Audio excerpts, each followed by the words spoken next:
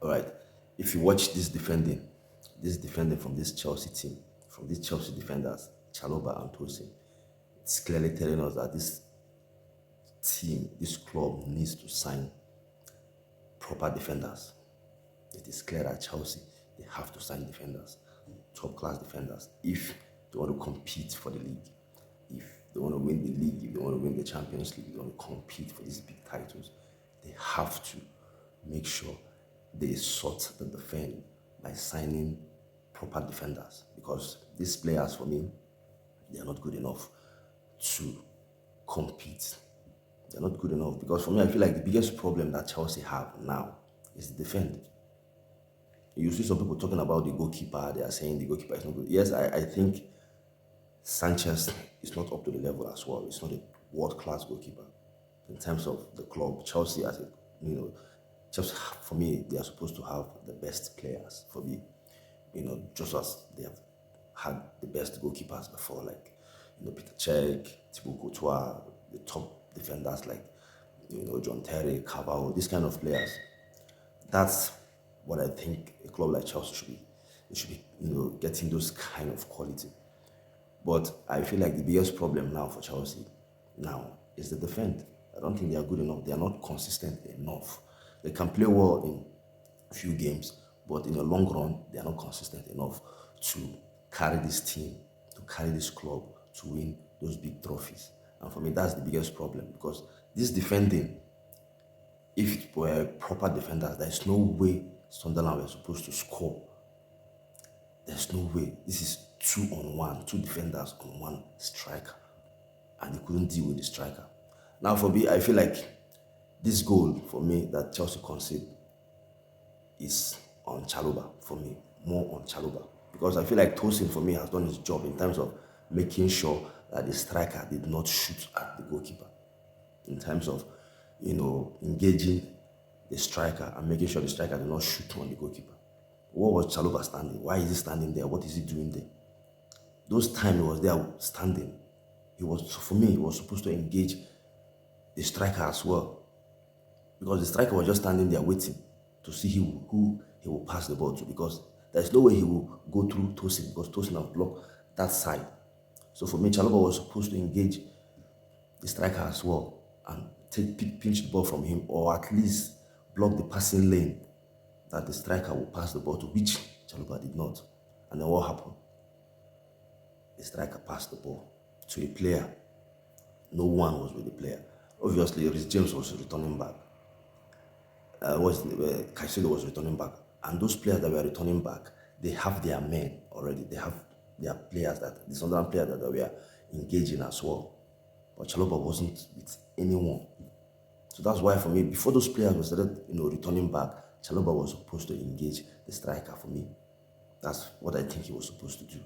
And for me, if he had done that earlier, I don't think Chelsea conceded that goal. But in all, that was really poor performance from the Chelsea side. Poor performance from the Chelsea team. They did not play well from the defense, the goalkeeper. Sorry, from the defense. Let me just leave the goalkeeper in this one. Obviously, he conceded 2 goals, but the team did not play well. The midfield was poor for me in terms of quick pass. They were not quick in their passes because if you want to, play against this kind of teams that will sit back and defend, you are supposed to be quick in your passes. They were not quick in their passes. The wingers, Neto was really, really poor in this game. Really poor. The striker, McGill, wasn't in the game. I am probably because he did not. The passes wasn't coming.